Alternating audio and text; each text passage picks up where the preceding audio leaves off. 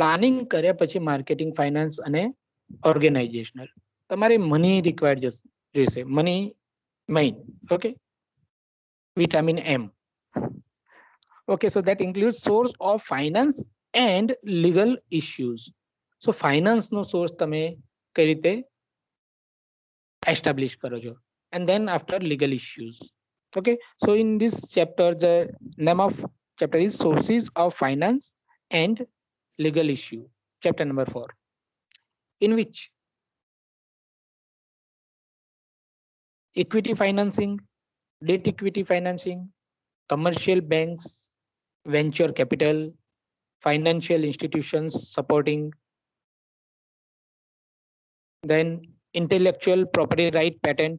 Okay, આ તો તમને ખબર જ હશે, બીજું બધું કદાચ ખબર ના હોય કે ડેટ ઇક્વિટી ફાઇનાન્સિંગ શું છે, commercial bank, venture capital, financial institutions supporting entrepreneurs, એ બધા ખબર નહીં. પણ તમને આઈપીઆર તો ખબર હશે, તમે જનરલી ડિઝાઇન અને પ્રોજેક્ટમાં બધું આઈપીઆર નું કરતા જોવો છો. Okay, intellectual property rights, patent. So આમાં તમે શું કરી શકો? Could anybody just elaborate this? What is this intellectual property right patents for the source Yes, of finance? sir. Yes, tell me. Sir, IPR એક એટલે એક રાઇટ્સ છે જેમાં કોઈ બી આપણે પોતાનું ડેવલપ ઇનોવેશન કરીએ કોઈ જૂના પ્રોજેક્ટ ઉપર, કાં પછી કોઈ ઇન્વેન્શન કરીએ which is benefiting in terms of economy,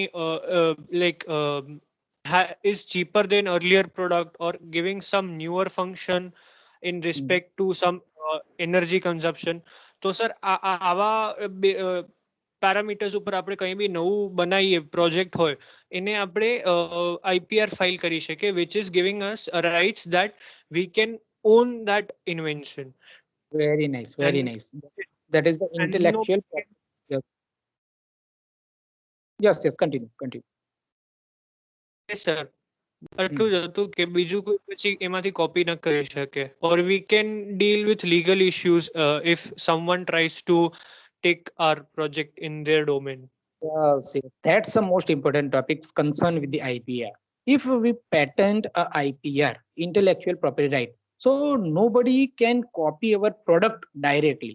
અમુક ને કેવું હતું કે કોઈ પ્રોડક્ટ તમે લોન્ચ કરી દીધી તો અમુક કેવું થાય કે રિવર્સ એન્જિનિયરિંગ એટલે શું ખબર છે કે કોઈ બી પ્રોડક્ટ માર્કેટની અંદર બહાર આવી, સપોઝ કોઈ મોબાઈલ ફોન આવી ગયો, તો મોબાઈલ ફોન અથવા ચલો ઓટોમોબાઈલ નું છે તો કોઈ સપોઝ કારનો કોઈ પાર્ટ છે, તો પાર્ટ તમે ડેવલપ કરો, એને માર્કેટ કરો, એને લોન્ચ કરી દો.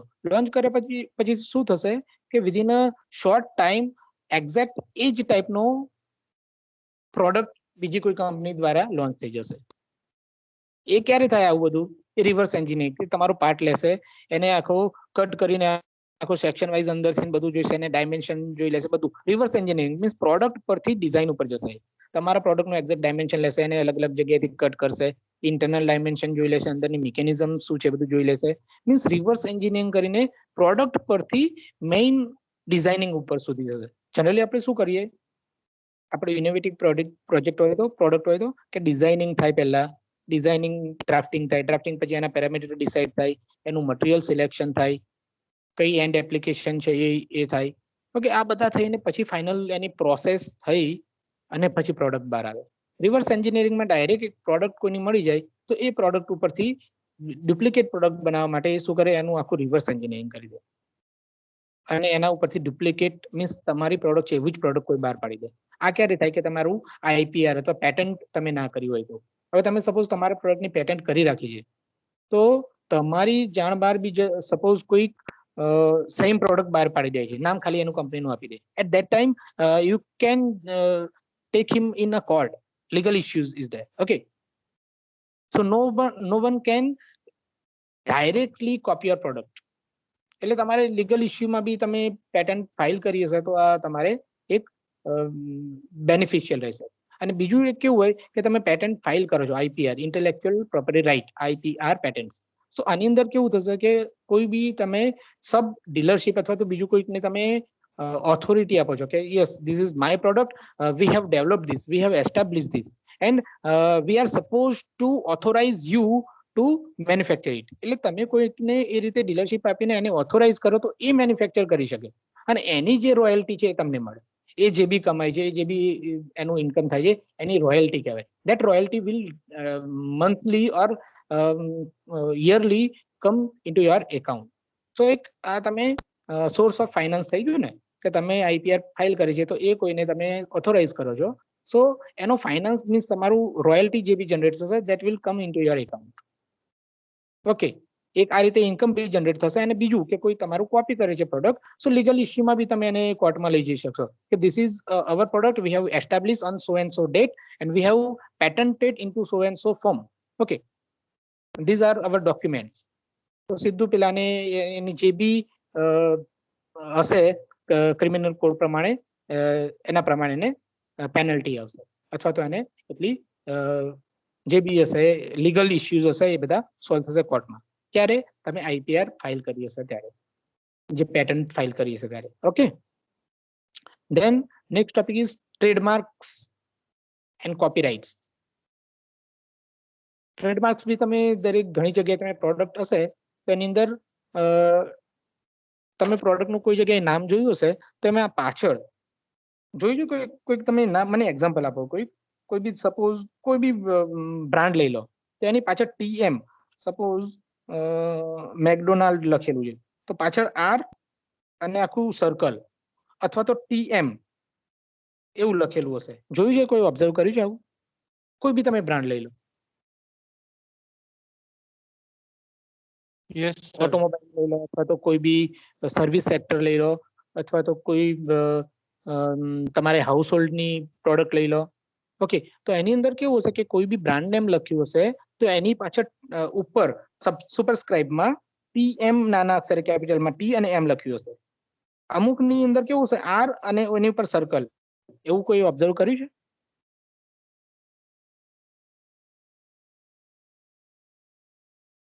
હા સર. હા, તો એનો શું મતલબ થાય?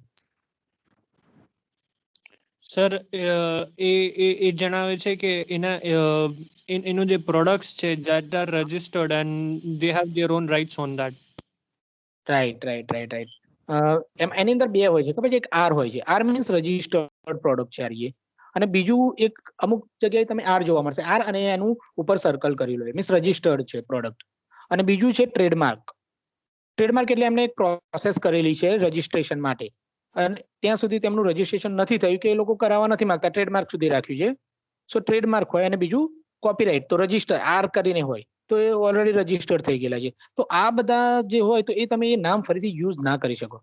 સપોઝ કોઈ કંપનીનું નામ છે, ઓકે, તો એની પાછળ TM અથવા તો R લખેલું હોય તો એ સેમ નામ, સેમ ફોન્ટ, સેમ કલર વાળું તમે ફરીથી યુઝ ના કરી શકો. સો એ કોપીરાઇટ લાગી જાય તમારી ઉપર અને ટ્રેડમાર્ક ઓલરેડી એને કરાયેલું છે. ઓકે, તો એની ઉપર બી લીગલ ઇશ્યુઝ આવી શકે. Got it? સો આ બધા પોઈન્ટ બહુ સરસ છે. આ બધાની ઉપર આખા એક પ્રેઝન્ટેશન બને એવા છે. ઓકે, સો ટ્રેડમાર્ક્સ, દેન કોપીરાઇટ્સ, દેન ટ્રેડ સિક્રેટ. એટલે આ પેટન્ટની અંદર આવી ગયું. એ તમારું ટ્રેડ સિક્રેટ રાખશે. તમે પેટન્ટ કરાવી લો પછી તમારું ટ્રેડ અથવા તો તમારું જે પ્રોસેસ હોય એ સિક્રેટ થઈ જાય.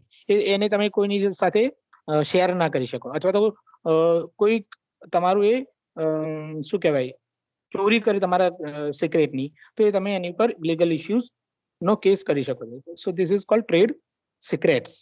Than licensing and franchising. Licensing એટલે તમારા પ્રોડક્ટનું જે બી તમે લાઇસન્સિંગ કરાવો છો, લાઇસન્સ વાળી પ્રોડક્ટ હોય, મીન્સ લીગલ ઇશ્યુ એની ઉપર કોઈ બી લાગશે નહીં. દેન લાસ્ટ પોઈન્ટ ઇઝ ફ્રેન્ચાઇઝિંગ. મીન્સ તમારું બ્રાન્ડ બહુ મોટી થઈ ગઈ અથવા તો બહુ થોડું સક્સેસ મળી ગઈ તો એને તમે ફ્રેન્ચાઇઝ બી કરી શકો કે તમે કોઈ બી તમારું પ્રોડક્ટ અથવા સર્વિસીસ છે તો એને ફ્રેન્ચાઇઝ કરીને અનધર પર્સન્સને તમે આપી શકો છો કે this is our brand and you can utilise that particular name of brand અને તમે એની અંદર તમે એની ફ્રેન્ચાઇઝમાં આખું એનું બિઝનેસ ડેવલપ કરવામાં મદદ કરો છો. અને એની અગેન્સ્ટમાં you can earn some money. Franchising જ્યારે બી લઈએ ત્યારે એની એક પર્ટિક્યુલર એમાઉન્ટ હોય. સપોઝ કોઈ ફ્રેન્ચાઇઝી લેવાની છે તો એનું સપોઝ 2.5 લાખ રૂપિયા કોસ્ટ છે તો એ તમે 2 કે 5 લાખ જે બી કોસ્ટ હોય એને તમે કોને આપો? ઓનરને, જેનો એકચ્યુઅલ ઓનર હોય એને. અને એ તમને તમારા બિઝનેસને એના બ્રાન્ડ નેમ ઉપર એસ્ટાબ્લિશ કરવામાં હેલ્પ કરશે. ઓકે, અને હેલ્પ કર્યા પછી બી કેવું કે તમારું જે બી અર્નિંગ થાય એમાં અમુક રોયલ્ટી કોની હોય? ઓનરની હોય. કે વન ટાઈમ તો ફ્રેન્ચાઇઝી તમારો ચાર્જ હોય, and every time whatever you will earn, so some proportion or some percentage will be go back to your owner, main owner. Okay, so this is franchising. So this is our fourth chapter, source of finance and legal issue. Now chapter number 5, overview of e-business and collaborative partnership. Okay, આ થોડુંક બીજાની કમ્પેરમાં મોટું chapter છે. Overview of E business, આની અંદર તો તમે બધા એકદમ નોલેજેબલ હશો. ઈ બિઝનેસ બરાબર ને? એમેઝોન ઉપર શોપિંગ કરો જ છો ને, ફ્લિપકાર્ટ, એમેઝોન, એટલે આ બધાનો આઈડિયા વધારે તમને લોકોને છે. E commerce, right? Right or wrong? Yes, sir. Okay. So in this chapter, the topic is concept of e-business. Means e-business નો concept શું છે, કઈ રીતે ડેવલપ થાય છે, એની અંદરમાં પાયામાં શું છે, what is the foundation. Okay, so that is a concept of e-business. Then business success through adoption of technology. કેવી ટેકનોલોજી તમે એની અંદર યુઝ કરો છો, due to that your business will be success. Then information management for business initiatives. Then performance improvement through e-business. Means e-business થી તમે કઈ રીતે તમારું પરફોર્મન્સ વધારી શકો. કોઈ બી તમે તમારી પ્રોડક્ટ છે, વેન્ચર છે, એને ફિઝિકલ ફોર્મમાં તો હોય જ, પણ એને પાછું ઈ બિઝનેસમાં બી યુ કેન કન્વર્ટ ઇટ. એ આપણે અત્યારે રિયલ લાઈફમાં જોઈ શકીએ છીએ. કેટલા બધા ઈ બિઝનેસના હબ આવી ગયા. મોટા મોટું તમે માનો તો એમેઝોન છે, ફ્લિપકાર્ટ છે, આ બધા ઘણા બધા આવી ગયા છે અત્યારે તો. નંબર્સ ઓફ ગણી શકાય એટલા બધા, અગણિત છે બધા. Okay, so how can you convert your physical venture into e business? So એ એની અંદર આવી જશે. પછી introduction to various collaborative partnership, કે વધારે કોલેબરેટિવ મીન્સ એક બે ત્રણ અલગ અલગ વેન્ચર હોય તો એની પાર્ટનરશિપ કઈ રીતે પોસિબલ છે. So that is also include in this chapter. Then e commerce, then sector of e-commerce, then B2C e-commerce. તમે સાંભળ્યું છે આ મેનેજ MBA ભણતા હોય ને એ લોકો જનરલી આ એમને નોલેજ હોય. B2B, B2C, C2C, e-commerce. કોઈને ખબર છે શું છે? જનરલી આ MBA માં વર્ડ આવે છે બધા.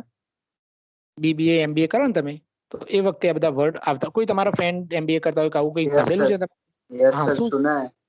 હા, मैं શું इसका થોડુંક मतलब કંઈ सर ખબર?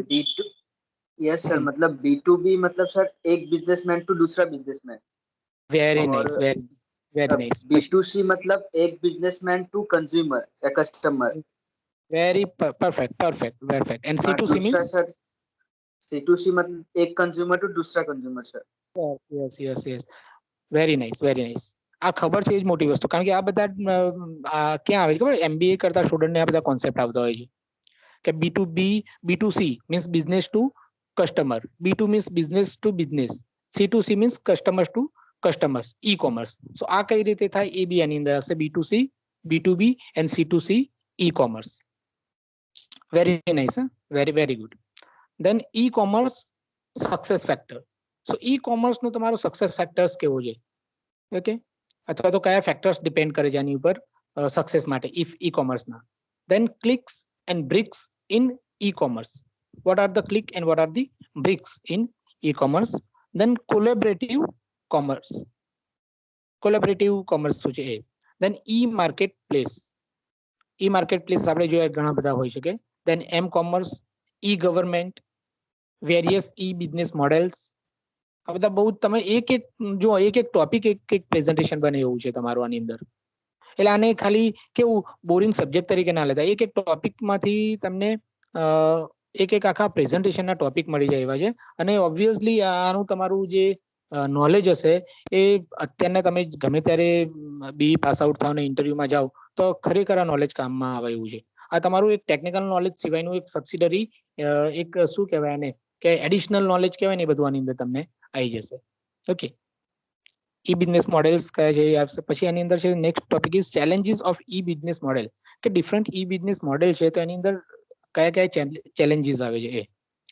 Then last topic in this chapter number 5 is globalization of e-business. Means how can you globalize your business from one particular place to global. Okay, so globalization of e-business. Okay, so this is a big chapter, overview of e-business and collaborative partnership that includes 8 lectures. 8 lecture નું chapter છે. Part કરેલા છે ને દરેકમાં કેટલા lecture, તો 8 lecture નું છે. પછી છે આવા તમારા લેક્ચર્સ વધારે હોય તો એનું તમારે પ્રપોર્શન વધારે સમજવાનું એક્ઝામમાં. તમે એક્ઝામની પ્રિપેરેશન કરો ત્યારે જ્યારે બી સબ્જેક્ટને વાંચો એ પહેલા તમારે જોઈ લેવાનું કે લેક્ચર્સ કેટલા છે એના, અને બાજુમાં એના પર્સન્ટેજ આપ્યો હોય તો એ પર્સન્ટેજ પ્રમાણે એક્ઝામની અંદર જ્યારે બી એક્ઝામિનર ક્વેશ્ચન પેપર કાઢે છે ત્યારે આ એની સામે હોય કે કેટલા લેક્ચર છે ને કેટલા પર્સન્ટેજ છે, તો એ પ્રમાણે એના ક્વેશ્ચન આન્સરિંગ 20% હોય તો ઓવરઓલ સિલેબસમાંથી 20% તો આના જ પ્રશ્નો હોય. તો એ રીતે ખાસ જોઈ લેવાનું, એટલે સ્માર્ટ પ્રિપેરેશન કરવાની તમારે. Got it? પછી છે next chapter, chapter number 6, that is strategic initiatives for technology, and that can be divided into customer relationship management and enterprise resource planning. So એક પ્લાનિંગ કરવાના હોય છે બધા, તો આની અંદર સ્ટ્રેટેજિક ઇનિશિયેટિવ ફોર ટેકનોલોજી, તમે કયા કયા ઇનિશિયેટિવ લો છો એ. So in which customer relationship management, and another is enterprise resource planning. So in first segment, customer relationship management, it includes the evaluation of CRM, functional area of CRM, then contemporary trends, means recent trends શું ચાલી રહ્યું છે, contemporary trends, SRM, PRM and ERM. Actually આ બધાના full form તો હજુ મને બી નહીં ખબર, મારે બી જોવા જ પડશે. This is also new subject for me and any other faculties, કારણ કે તમારા નવા સિલેબસમાં બધું એડ થયું છે. Okay, but we will definitely go through it. Then future trends of CRM. કોઈને ખબર છે CRM નું ફૂલ ફોર્મ? CRM, ERM કોઈ સાંભળ્યું હોય તો?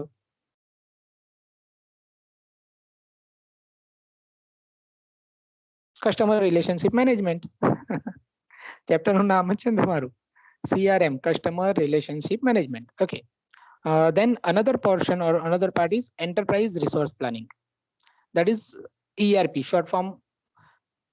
Customer relationship management નું short form શું? CRM. Okay, customer relationship management, CRM. અને enterprise resource planning, that is ERP, enterprise resource planning, ERP.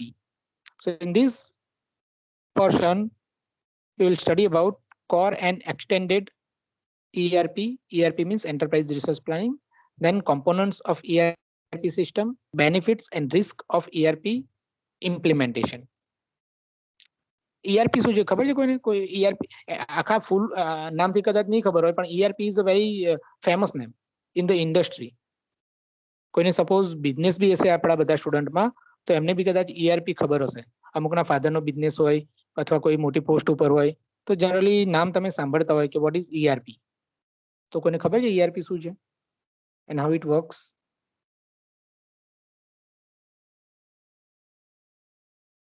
Anybody? ERP શું છે ખબર છે? એક આખી સોફ્ટવેર આવે છે એ ટાઈપનું, enterprise resource planning, computer base software છે. સો એ સોફ્ટવેરથી શું થાય કે આખી કંપનીમાં સપોઝ 20 ડિપાર્ટમેન્ટ છે અલગ અલગ. હવે દરેક ડિપાર્ટમેન્ટ અલગ અલગ હોય, એક ડિઝાઇનિંગ ડિપાર્ટમેન્ટથી માંડીને એક એસેમ્બલી ડિપાર્ટમેન્ટ, એની વચ્ચે બધા ડિપાર્ટમેન્ટ જનરલી આવી જતા હોય. એસેમ્બલી ડિપાર્ટમેન્ટ આવી જાય, ઓકે, વેલ્ડિંગ ડિપાર્ટમેન્ટ આવી જાય, કોઈક બેન્ડિંગ ડિપાર્ટમેન્ટ છે, પ્લાનિંગ ડિપાર્ટમેન્ટ છે, રો મટીરિયલ ડિપાર્ટમેન્ટ છે. ઓકે, આ રીતના બધા અલગ અલગ ડિપાર્ટમેન્ટ આવી જતા હોય. હવે કોઈ સપોઝ વિચારો કે ડિઝાઇનિંગ વાળાને એસેમ્બલી વાળાનું કામ પડ્યું, અથવા તો ડિઝાઇનિંગ જે કરે છે અથવા તો કોઈ પ્લાનિંગ કરતા હોય મેનેજર્સ હોય, તો મેનેજરને જોવું છે કે ભાઈ આ ડિપાર્ટમેન્ટમાં કેટલું કામ છે, તો આ કામ જે અલર્ટ કરેલું છે એ કેટલું ફિનિશ થયું છે. તો એ થોડો કંઈક એક ડિપાર્ટમેન્ટમાં જશે અથવા તો ટાઈમ કાઢીને ત્યાં જશે, જોશે કેટલું બાકી છે, શું છે, કોઈને પૂછશે. They will not do this type of exercise. They will just or he or she will just open the ERP system and verify the data. ERP સિસ્ટમની અંદર ડિઝાઇન ડિપાર્ટમેન્ટથી માંડી ત્યાંથી જે બી પ્રોડક્ટ ડિઝાઇનિંગનું ડ્રોઈંગ બહાર આવ્યું, રો મટીરિયલ કેટલું બહાર ગયું, કયા ડિપાર્ટમેન્ટમાં એ રો મટીરિયલ પડ્યું છે, કયા ડિપાર્ટમેન્ટમાં કેટલી ફિનિશ પ્રોડક્ટ પડેલી છે, કયા ડિપાર્ટમેન્ટમાં આ પ્રોડક્ટ ફેલ ગઈ, મીન્સ કોઈ ડિફેક્ટિવ પ્રોડક્ટ છે, આ બધું ડેટા ERP સિસ્ટમ હોય. સપોઝ મારો એક ડિપાર્ટમેન્ટ સમજી લો કે એક ડિપાર્ટમેન્ટ છે કંપનીની અંદર જ કે એક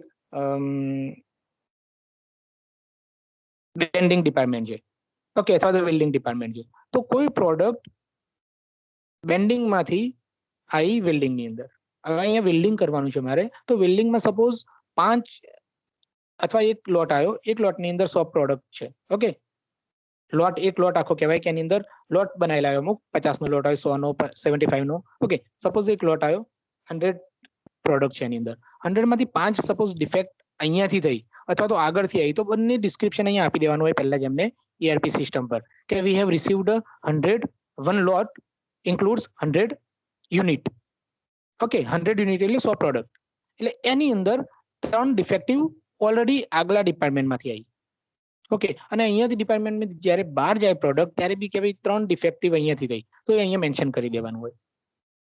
એ મેન્શન નહીં કરે તો શું થશે, બીજા ડિપાર્ટમેન્ટમાં જશે તો એ ડાયરેક્ટ મેન્શન કરી જ દેશે, ઓકે. સપોઝ અહીંયા વેલ્ડિંગમાંથી 3 પ્રોડક્ટ ડિફેક્ટિવ થઈ, એ હું એમ કહું કે ભાઈ મારા ડિપાર્ટમેન્ટમાં મિસ્ટેક થઈ તો હું અહીંયા શું કરવા ERP ઉપર અપડેટ કરું, તો કઈ વાંધો નથી. એ બીજા ડિપાર્ટમેન્ટમાં એસેમ્બલીમાં જશે, ત્યાં એ લોકો કહી દેશે કે ભાઈ વેલ્ડિંગમાંથી 3 પ્રોડક્ટ ડિફેક્ટિવ આવી, એ અહીંયા ડેટા નાખી દેશે. મીન્સ આખા તમારા એન્ટરપ્રાઇઝ વેન્ચરમાં અથવા તો આખી મોડેલમાં, બિઝનેસ મોડેલમાં કોઈ પણ પર્સન કમ્પ્યુટર પર બેસી ઓથોરાઇઝ પર્સન એને ચેક કરી શકશે કે what are the current situations, and that only happens through the ERP system, enterprise resource planning. Means તમારે બધા રિસોર્સનું પ્લાનિંગ આખા એન્ટરપ્રાઇઝનું, that's why the name is enterprise resource planning. એનું આખું પ્લાનિંગ તમે બેઠા બેઠા એક જગ્યાએ કરી શકો, અથવા તો લાસ્ટ ડિપાર્ટમેન્ટ વાળો જોઈ શકે કે મારી પાસે આ પ્રોડક્ટ ક્યારે આવશે, એક લોટ નીકળ્યો કે ડિઝાઇનમાંથી ક્યાં પહોંચ્યો છે કે અહીંયા એસેમ્બલી સેક્શનમાં પહોંચ્યો છે, સો પેકેજિંગ સેક્શન વાળો જોઈ શકે કે યસ એસેમ્બલીમાં આવી ગયો, હવે તરત નેક્સ્ટ આ લોટ મારી પાસે આવશે, તો એ ત્યાં બેઠા બેઠા એનું પ્લાનિંગ, મીન્સ કોઈ બી ડિપાર્ટમેન્ટ વાળા પોતાની જગ્યાએ બેસીને કમ્પ્યુટર ઉપર ERP થ્રુ આ બધી પ્રોસેસ કરી શકે, ઓકે. અને ERP માં બીજું, આ તો એક સ્મોલ સેગમેન્ટ કીધો ERP નો. ERP is a very big thing. ERP ની અંદર તમે રજાથી માંડીને તમારા સેલરી રિલેટેડ બીજા બધા ઇસ્યુને જોઈ શકો. તમારે રજા બી મૂકવી હોય કોઈ એમ્પ્લોયને, તો ERP સિસ્ટમમાં ખાલી એને એપ્લાય કરી દેવાનું હોય, એ પછી તમારે હેડ પાસે જશે, એ એપ્રુવ કરે એટલે એના હેડની ઉપર બીજા જ્યાં જેને એપ્રુવ કરવાની હોય ત્યાં જાય. આ રીતે એપ્રુવ થાય એટલે તમને ખબર પડી yes my leave is approved. So કોને ડાયરેક્ટ મળવાની જરૂર નથી, ટાઈમ સેવિંગ છે, and this is a transparent system. બધા જોઈ શકે કે ભાઈ યસ આ પર્સને સો રજા મૂકી જાય, એપ્રુવ થઈ ગઈ, અને પોતે ઇન્ડિવિજ્યુઅલ બી જોઈ શકે કે યસ મેં અહીંયા મૂકી છે તો મારી એપ્રુવ થઈ ગઈ છે રજા કે નથી થઈ, વોટ એવર વિથ રીઝન. અને એન્ટરપ્રાઇઝના બધા તમે કઈ પ્રોડક્ટની ડિટેલ્સ શું છે એ બી તમે આની ઉપરથી જાણી શકો. સો this is ERP, enterprise resource planning, okay. So this is a chapter number 6. Chapter number 7 is business technology and decision support system, which includes introduction to different business technology. Means કેટલા ટાઈપની business technologies અલગ અલગ આવી શકે છે, that is different business technology નું introduction છે આની અંદર. ક્લાઉડ કમ્પ્યુટિંગ, હવે જો તમે કોઈ બી બિઝનેસ કરો તો આની અંદર જનરલી તમે કમ્પ્યુટરનો તો યુઝ કરવાના, કોઈ પ્રોગ્રામિંગનો યુઝ કરવાનો, તો આ બધું ક્લાઉડ, આ બધું કમ્પ્યુટર IT વાળાનું આવ્યું. તો આની અંદર તમે કમ્પ્યુટર ITના ફ્રેન્ડનો બી તમારા હશે જ ઓબ્વિયસલી કમ્પ્યુટર ITમાં ફ્રેન્ડ, તો એમની જોડે બી થોડું ઘણું નોલેજ આમાં તમે લઈ શકો છો.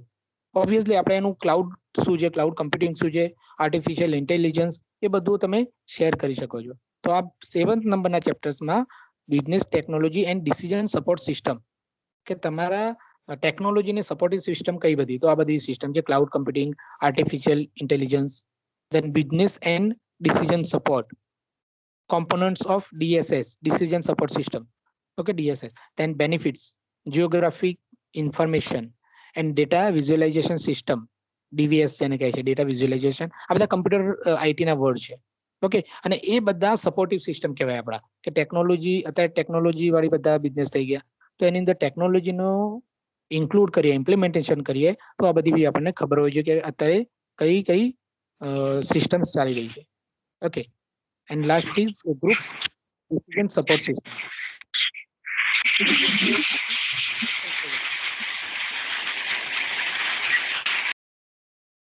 And chapter number 8, last chapter is ethics. Chapter number 8, that is ethics. Ethics ની અંદર આ ethics કોઈનામાં શીખો, દરેકમાં ethical હોય જ બધું, બરાબર. ethics આપણા દરેકના ઇન્ડિવિજ્યુઅલ હોય, શીખવાનું ના હોય, પણ એક ચેપ્ટર્સ મૂકી દીધું છે તો આપણે એની અંદર જોઈ બી લેવાય કે ethics and information. એની અંદર બતાવશે what should be the ethics of venture enterprise and what would be the information of what is the information of ethics is there.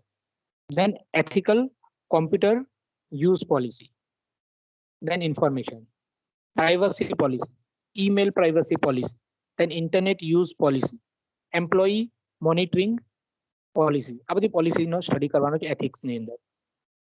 Okay, so this is our syllabus of the subject, name is entrepreneurship and e-business, and the subject code is 3161924 3161 okay. તો આ હવે શું થશે આની અંદર કે મારો દર ગુરુવારે ફર્સ્ટ લેક્ચર છે અને ગઢવી સાહેબનું બી ફર્સ્ટ લેક્ચર છે, આરબી ગઢવી. તો શું કરશું આપણે કે આ જે લેક્ચર છે ને દર ગુરુવારનો વન ટાઈમ હું લઈશ. ઓકે, એટલે આ વખતનો મેં કવર કરી દીધું. હવે નેક્સ્ટ ટાઈમ આરબી ગઢવી સાહેબ તમારો લેક્ચર લઈ લેશે. Got it all of you? Hello, am I audible?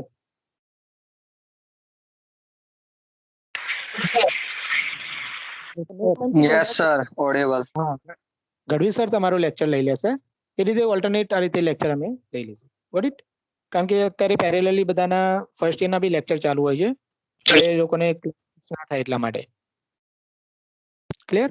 હવે આપણે શું કરશું આની અંદર, કોઈને બીજું કોઈ સજેશન હોય કે કઈ રીતનું આપણું સિલેબસ સ્ટાર્ટ કરવો છે, તમને કઈ રીતનું સ્ટડી તમારા મારી રીતે હું કરવાનું છું, છતાં તમારા સજેશન હોય તો કોઈ બોલો.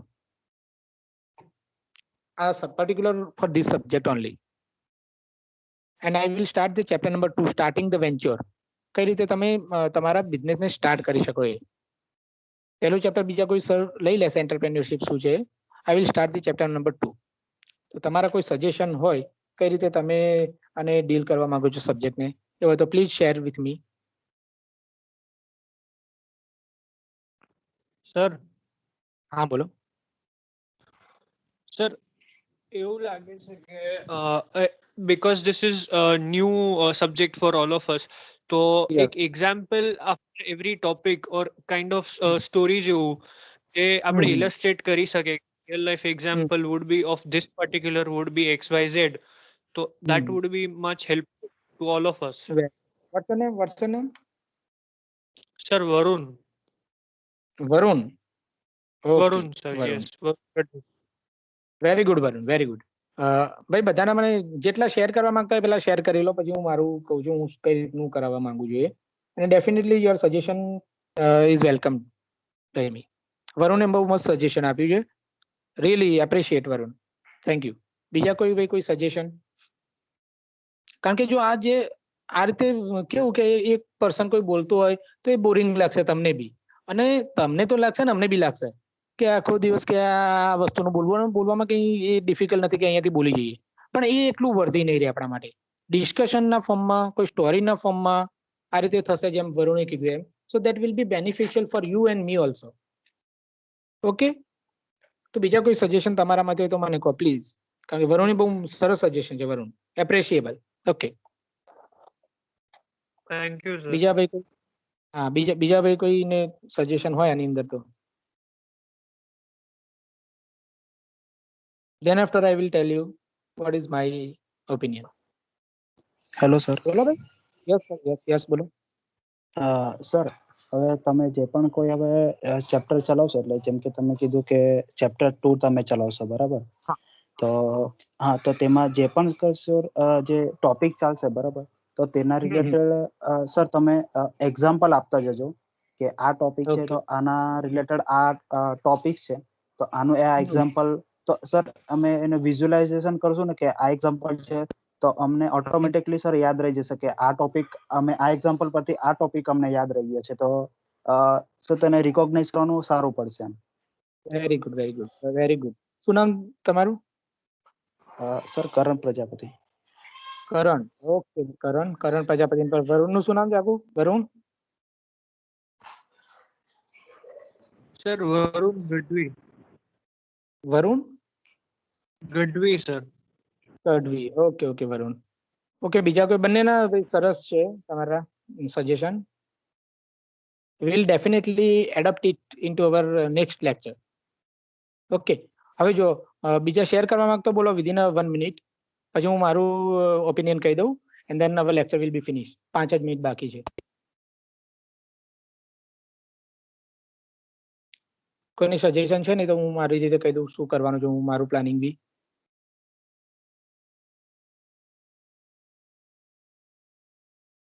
Hello.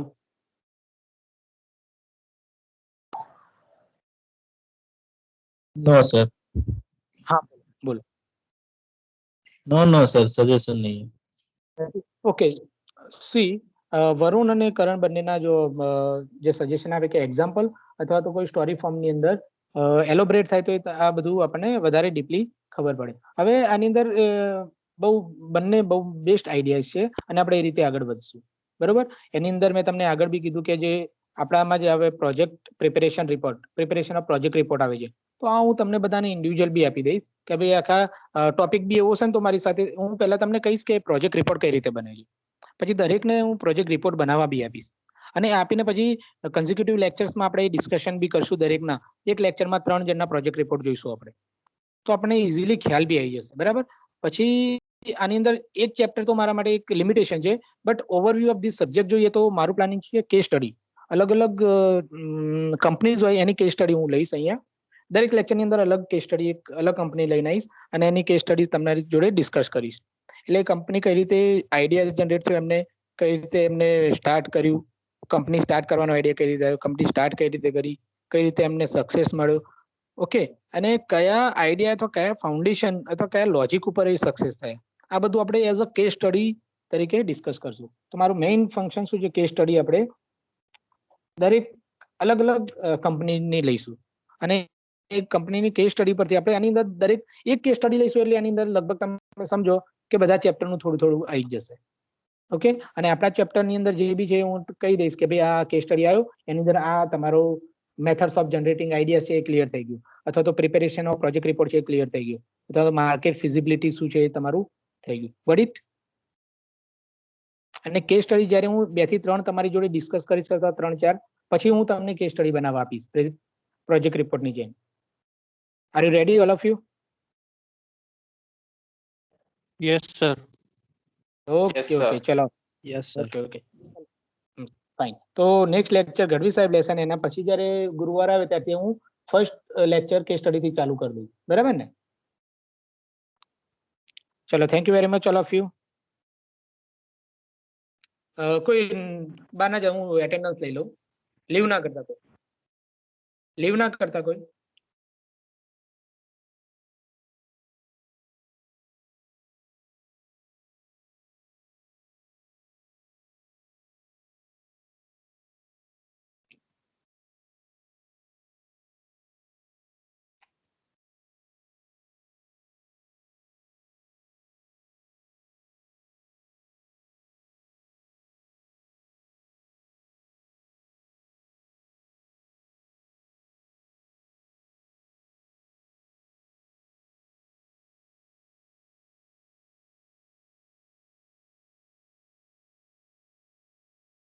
Okay, you can leave.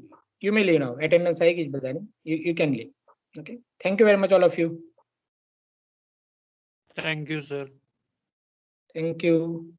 We'll meet in the next lecture. Okay. Okay, sir.